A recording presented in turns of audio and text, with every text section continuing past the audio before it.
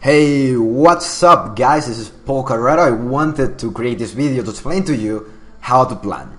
The idea being that in my past videos I have been saying, you know what guys, you have to create a plan and all these things, but maybe you're wondering, what the hell dude, how do I create a plan? That sounds really nice, like plan, but what do you actually do to create a plan? And that's something important. So I'm going to explain to you some really easy ideas here on how to plan. Of course, you do not need to plan like a master right now, because this is something that you'll get better with time, but I do believe that it is cool if you're thinking how to plan consciously at these stages of your game.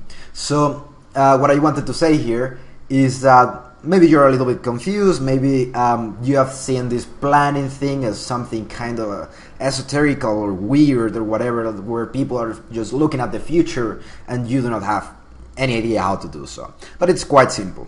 So what I'm going to tell you here is that something important might be for you to think about your ideal position. An ideal position is the utopian position that you'd like to have, right? Like in the future, what are the best squares that your pieces could go to? Of course, think about something possible, because if you go and you think kind of too much about something impossible where you cannot just get into that position because it is just not gonna work. Let's imagine that you have just a knight on your position, and then you imagine that, what if there were 3 knights and I can kill the other guy? No, think about something possible, right? But think about something utopian and possible. That's basically what I wanted to say. Also, consider that the other guy wants to kill you, so think about his ideal position too. You might be wondering, what the hell is the ideal position, and we are going to see that just in a second. So I wanted to start by saying that in planning, we're always really concerned about what's going to happen, but we cannot see the immediate results. We have to see the ideal position and get to that position somehow. We have to elaborate the plan, the ideal position, and then we have to get there. So after you have thought about your ideal position, do not just go like, oh yeah, I thought about it. Get a way to get into that position. Of course, a lot of the time you're not gonna be able to do so because there are not enough tempi on the board, because the other guy can't stop you from doing so. But think about ways to get into the position that you'd like to have. That's probably one of the most important things too. So we're gonna start this lesson here talking about planning on the opening and planning on the middle game. So here I wanted to start by planning on the opening. As you may have noticed, I am a player of Colley Zuckertorque systems because I really like to play those positions with the white pieces. And I'm going to start by giving an example to you of how to plan on the opening. Usually when we're starting to study openings, and this is something that I won't recommend you, we're just looking at the theory. That's useless. Do not just look at the theory and expect somebody to come and play the same moves that the theory established. So what I want to tell you here is that if you're going to study an opening, you have to start to study the plans and the ideas behind the opening. If you're just studying the theoretical moves, that's really cool, but guess what? When you're out of theory, then you have no idea what to do, and then you die. So that's not really cool. So what you have to be thinking constantly when you're studying openings is not the opening itself, I would argue, at least at this level, but the ideas behind it. Make sure that whenever you're studying an opening, you know the plans behind it. Alright, let's start by taking a look at planning on the opening, which is chapter 1 of this slide that I created on Light Chess, and we're gonna see this now. So let's start with taking a look at the Colley Zuckertorque system here. And when we want to get into a Colley Zuckertorque system, from the opening, we already know that our ideas are basically to play your knight to f3, we want to play e3, bishop d3, we want to play b3, bishop b2, knight bd2, or maybe knight c3, c4, and maybe knight e5. This knight from f3 is gonna go to e5. See, if this knight of d1 is on d2, it's probably gonna go to f3. If the knight goes to e5, then I'm gonna play f4. These are some of my ideas from the opening. I already know these things here, but this is something for us to be concerned about. See how, even though I am looking at the opening right now that I want to play, I already know what I am going to do, even without theory. Because Colley systems are usually more than theoretical. Of course there's theory, but you can play them without it and just by knowing the plans. So d4, d5, knight f3, knight f6, e3, e6, bishop d3, and see how I'm just moving my pieces to the squares where I want them to go, where I knew that I was gonna move them from the beginning of the position. So this is more or less what the opening is for. So b3, bishop d2, bishop d7, knight d2, c5, and see how all of my pieces are getting into their ideal situation. So also, or this is what I wanted to do, see how I'm getting ready to castle, my pieces are well developed, and everything seems to be working okay. Of course, this bishop on b2 is kind of crashing against this pawn on d4, but that's one of the little problems that we have in this opening. Openings usually are not perfect, so sometimes you have to give certain, let's call it, advantage to the other guy in certain things to get a decent position and a general strategy. So that's something that you have to consider. Do not look like for the perfect positions, because usually these perfect positions are just going to give you an equal position if the other guy knows the theory. And also, it has a lot of theory, you know, and it is not so good at this stage of your game. If you're like around 1400, 1500, 1600, 1700 and below, do not take theory too seriously. At this point, I am at 2100 at least on light chess and all these things. I guess I can play h3 and win to some people. I often play b4 and win to some people around 2100, even 2200 and all these things. These are things which happen. So do not get so caught up into the theoretical modes. So now that we're here in this position, we have accomplished our first ideas, and now we have more ideas, right? These are the ideas that we're going to have for the middle game. I made a lot of arrows here because I wanted to confuse you. And you might be thinking, what, Paul, this is your idea here in this position? And yes, this is my idea. Or it depends on what do I want to play. So let me explain to you a little bit about this. Now that I have accomplished my ideas of the opening, which is something interesting because I have moved my knights, I have moved my bishop, develop my bishop here, my knight is on f3. Now I have to be thinking, oh, the middle game, right? I have already castled, all of these things are very cool. But now I have to be thinking about the middle game. So during the middle game, what are my ideas now? It all depends on how do I want to play this Zucker-Turcoli system. One of the ideas might be to play knight e5, f4, knight f3, and get this knight on e5 a really decent square. Another way to proceed might be c4, rook c1, bishop b3, bishop b1, sorry, and basically I'm gonna fight for the center with this pawn structure here, which is kind of annoying sometimes. So as I know that if I'm gonna play rook c1 and c4, this file here is likely to get open, then I'm gonna move my rook to c1 because I know that if the line gets open, then surprise, surprise, this rook is gonna be active. And as I know that this is likely to happen, I'm gonna do so. So I'm not just moving my rook to c1 because I have an idea behind it. So my ideal position here might be one of the following. One of them might be this one, rook c1, c4, bishop b1, maybe queen c2 or something like that. Sometimes rook e1, sometimes queen e2, it all depends. As how the position is developing and all these things are happening, you have to be careful with that. Another plans on this same current of ideas is knight e5, knight f3, and then all my pieces are well situated in squares like these ones, and everything is happening decently. Of course, there are more ideas behind this, but I'm just giving you a general explanation here. So this is one of my plans. If I wanted to place like that, because I have done this plan in a lot of games, I already know this. And now the other idea might be something like, okay, I'm not gonna play c4, maybe I just want to play knight e5, f4, see how my knight is gonna be really well protected here on e5. I'm gonna play probably rook f3, after my pawn is on f4, rook h3, and I'm gonna kill you. Because this is something that happens a lot when the black pieces castles toward the king side. This is like some of my general ideas. See how my pieces are getting into a position where they are making some sense. So I do believe that this is important for you to notice. And this is kind of planning during the opening, because when you're assigning openings, this is more or less what you're learning. So The idea being knight e5, f4, knight f3, for example, in the future too, after rook f3, rook h3, touching on h7, and then maybe g4, g5, and then I'm gonna kill you, right? Because this is a defender of h7, and I'm creating a lot of pressure there with my rook on h3. I'm looking towards the future, and this is something important. You have to see the future here.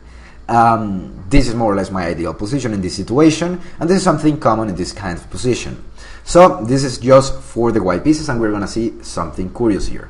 Let's say that I am adopting this idea here, and my plan is basically this one. So I have already made some lines to confuse you a little bit more, and this is what I want to do. f4, rook f3, rook h3, touching here when you castle. Let's say that after knight e5 you castle, f4, and I'm following a plan which is more or less easy to follow because there are not many ways for the black pieces to stop me right now. So this is just some ideas on the Zucker tour. What I wanted to show you here is what your ideal position looks like. So I decided to eliminate all the pieces of the board, and I decided to show you what the ideal position might look like for my white pieces here. So see how my king is more or less well protected here. My knight is on f3, my knight is on e5, they are protecting each other, there are many pieces defending my knight, and this is really cool because then this knight gets a little bit annoying, but it has a lot of squares from the center to go to. So also, see how my bishop is on b1 and my rook is already out on c1. So what's happening here is that what I want to do is to take on d5, maybe in the future, or this is something that is more or less what my position looks like in my mind in the future. So this is important for you to notice. Another ideal position might be this one, right? Of course it is really hard to get to do this without the other guy doing something about it, and if you get to this position then it's really cool. But this is possible because your queen can go from d1 to e1 to h4, your rook can go from f1 to h3 to go to attack here on the king side. Your rook on a1 can go to f1, and this is something interesting here. Of course, it is not necessarily to say that this is going to happen. This may or may not happen. What I am saying to you is that you have to be thinking that your moves should lead you somewhere. If your moves are not leading you anywhere, then you're going to get nowhere. And then your pieces are basically not going to do anything important for your position. But now, where these things get complicated here is when you start to think about his ideal position, which means that you have to think about the position that the other guy should have in his mind. Because it is not just only about you, there is not only me, yeah, I want to attack, yeah, I'm gonna kill him.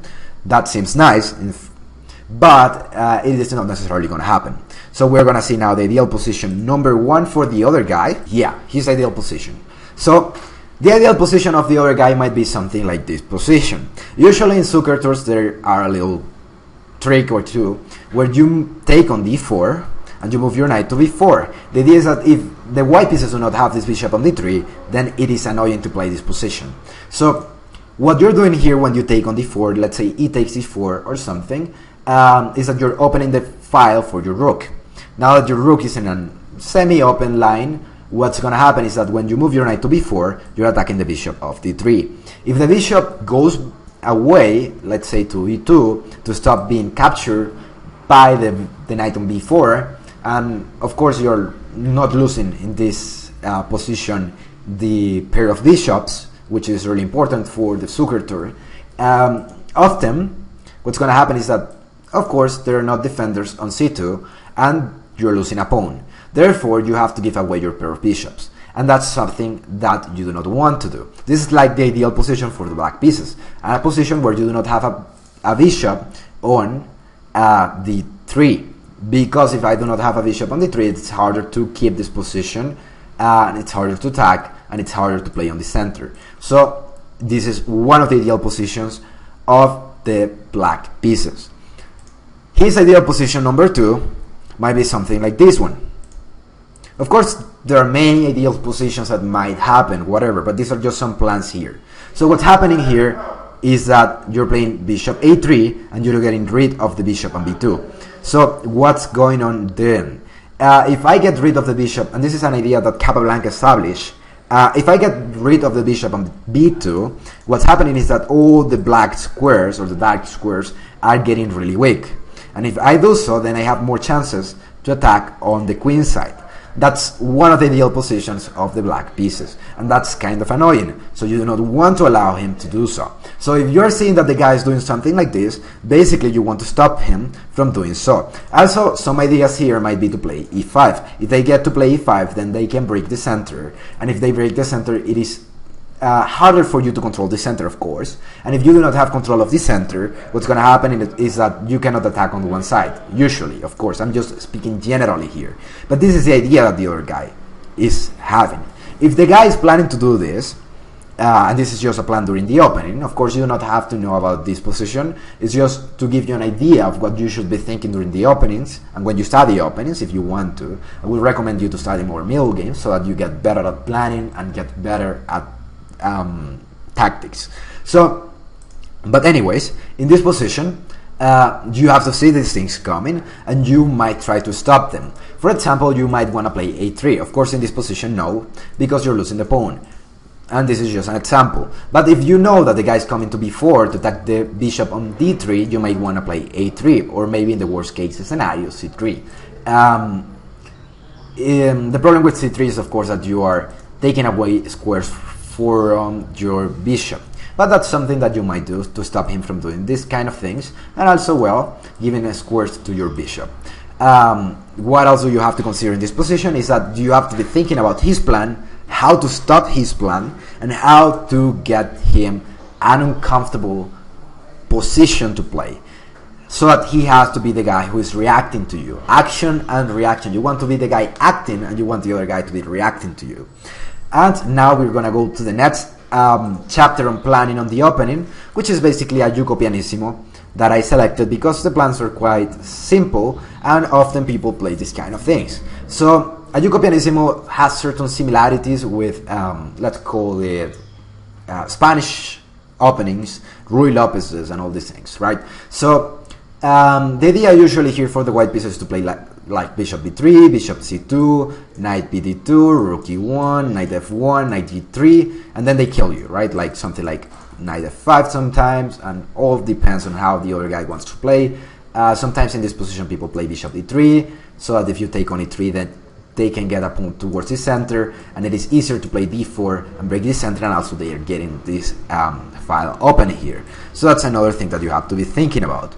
What else do we have in this position? And this is something important. Of course, you also have to study the plans with the black pieces, but this is not so important for us right now. It's just to give you a general explanation here. If you want like a deep class on Italians or on Zuckertorts, let me know. I might create a video on that. So planning on the middle game. Now we're getting into the middle game. Of course, this looks more like an end game if you think about it. But what I wanted to tell you is that a middle game, when you're thinking about the middle game, it is not necessarily about the middle game itself.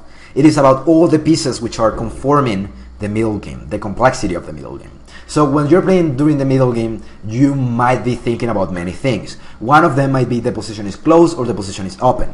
If the position is closed, then you might want to have knights, right? If the position is open, then you might want to have bishops. Some other things that you have to be thinking. If the position is open and you have knights and you want to close the position, for example, so that the bishops do not have a lot of space to go to. If the position is closed and you have bishops, you want to open the position.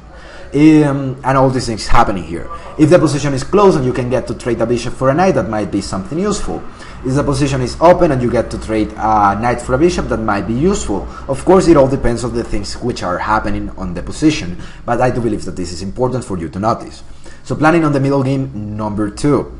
In this position, for example, this is another bit of information here. We might imagine that during a middle game, you might have some other pieces like on d3, I don't know, a bishop, maybe a knight on c3, maybe pawns, maybe whatever, a bishop on c4 or anything. But other things that you have to be thinking when you're planning are pawn structure, for example. And if in this position, of course, this is just an example, notice that after looking at all the position, taken on f3 makes sense with the black pieces, because after g takes f3, then you have a really nice position to try to play. Since you have a better pawn structure or whatever, then that might be nice. Also, if in that position you're doing this, but even though you're even though you are debilitating his pawn structure, you're opening lines to attack your king. If you are in an opposite castle situation, then you might not want to do so. That's why chess is so relative, right? I'm just giving you here pieces of information. These pieces of information are gonna be all the time in your mind, and you have to be thinking about them. So, planning on the middle game, number 3. So, also you have to be thinking, where do you want to move your pieces? To the most active positions. Maybe if you cannot go there, then you want to penetrate the position. Something like doubling up the rooks might make sense, or something like that. You should be thinking about what are the most active positions for your pieces. So let's say that if there are pawns here for the black pieces, then you do not want your rooks to be here necessarily, unless there is a reason why you want them there, because then they do not have a lot of mobility, for example. If the pawns are here, maybe you want your rooks to be here, because then you can move through the position easier. You can move easier through the position, or you can get into the position of your rival easier. So that's something important. This is just another little example. If you're the white pieces, of course you might want to get into the 7th rank, because that's something dangerous. And these are just some general ideas. You have to be thinking about all of these things to generate a plan. So, planning on the middle game, number 4. Maybe there is a weak spot in the position of the other guy, and you might want to get a good piece there. So a knight is usually something cool that you can maneuver to get into this kind of width of weak squares, right? Another way to get into a weak square here might be something like this, and you might be thinking about these moves to get through maneuvers to this square. Some other moves might be something like this, and if you cannot do any of that, then you can like look for other alternative, like maybe this or whatever. So of course it is moving your knight towards the side, which is not nice, but you should be thinking more about how to get the knight to the square, which is better. So important stuff to consider. I wanted to do this as simple as possible and to give you some really simple tricks here. And I decided to create this thing, this last chapter, to tell you a couple of things. As positions are changing all the time, you can't stick forever with a plan. Be flexible, be like water. Oh my god, somebody stop this guy, that's so cheesy. Yes. Be like water. The idea is that as a position is not going to be the same all the time, then your plans can't be the same all the time. Do not get blind and stubborn and say, this is my plan and this is what I am going to do, because your plan may change. So be careful with that. Consider all the information you have and compare with what you have seen in the past. If you have seen in the past that knight c3, knight d5 works, then do that. If you have seen in the past, of course, don't do that out of unconsciousness without thinking about the position. But if you have seen that that worked before, that might work now. Consider it at least, right? And what other things you have to be thinking about? You see the main ideas of the other guy too. Try to stop him. What does that mean?